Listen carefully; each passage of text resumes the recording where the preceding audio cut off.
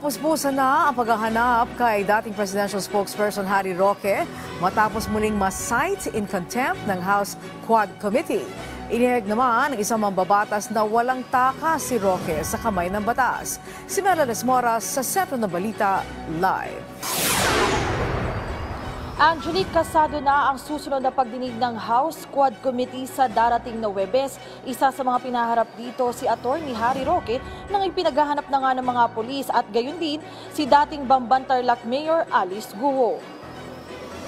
Pumalag ang liderato ng House Quad Committee sa pahayag ni dating presidential spokesperson Harry Roque na nagpa-power trip lang umano ang Quadcom at wala siyang pakialam kahit ituring pa siyang pugante. Sa ngayon, puspusan na ang paghahanap ng mga pulis kay Roque matapos muling ma-cite in contempt ng House Joint Panel dahil sa hindi niya pagsumite sa komite ng mahalagang tax records at dokumento na mahalaga pa naman sana sa investigasyon.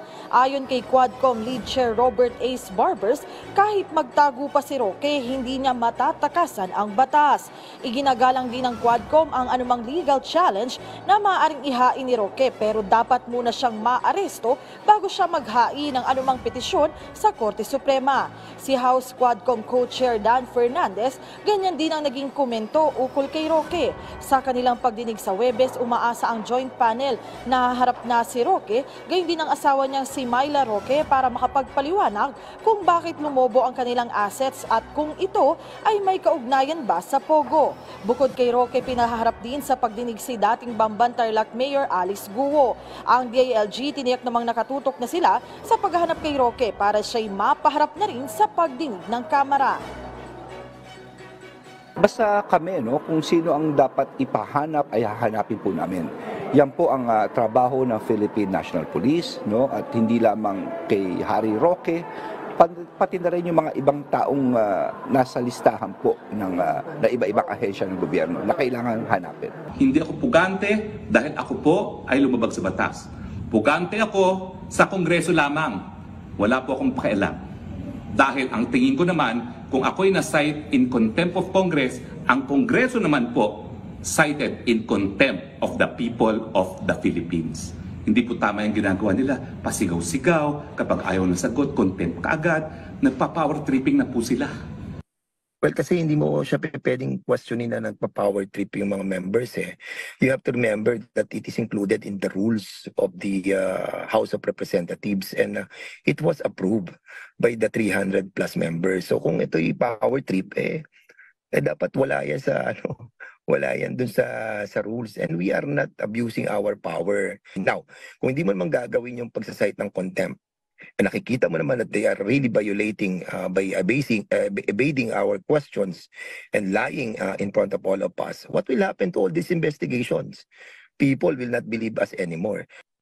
Patukol nga rito kay Alice Guo naman, ang impormasyon ni Congressman Dan Fernandez ay meron na silang official invite para nga paharapin itong si Alice Guo at meron na rin silang request ukol dito. Ang sabi kasi ni Fernandez, gusto nilang matapos na yung mga question patungkol kay Alice Guo dito nga sa issue ng illegal pogos para makamove on na sila sa iba pang usapin na dapat nga nilang talakayin. Angelique, itong kasi nga Quadcom ay nakatutok sa iba't ibang krimen na may kaugnayan sa illegal pogos, illegal drugs at umano'y extrajudicial killings noong nagdaang administrasyon. Kahit marami silang tinatalakay na issue at gusto nga nila ay matapos na one by one yung mga issue para makamove forward na sila sa iba pang dapat nilang talakayin dito nga sa Quadcom hearing. Angelique?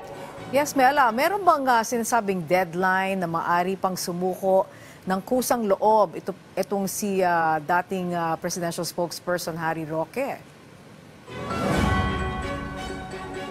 Angelique, kanina nga ay nakausap din natin si PNP Chief Romel Marbil at tinanong natin siya kasi nga may pahayag na kahapon yung PNP na na-serve na yung warrant pero hindi naman natagpuan din yung contempt order at arrest order pero hindi naman natagpuan si Attorney Harry Roque at ang sinasabi nga niya, kumbaga sila nga hanggang mahanap nila, wala naman silang deadline pero hanggang mahanap ay talagang gagawin nila yung kanilang makakaya hanggang mahanap si Attorney Roque dahil ito naman ay ongoing yung kanilang paghahanap kay Atty. Roque. At Angelic, sa panig naman ng Quad Committee, mamaya ay magkakaroon din tayo ng panayam kay Congressman Robert Ace Barbers na siyang lead chair ng House Quad Committee. At meron kasi silang pulong din, Angelic, no? At tatanong din natin yung update patungkol nga dito kay Atty. Harry Roque kung ano na yung susunod nilang magiging hakbang at kung may mas mataas pa nga sa contempt order, ano yung magiging susunod nilang measure para nga hindi na rin maulit itong insidente na hindi na lang basta nagpapakita yung mga resource person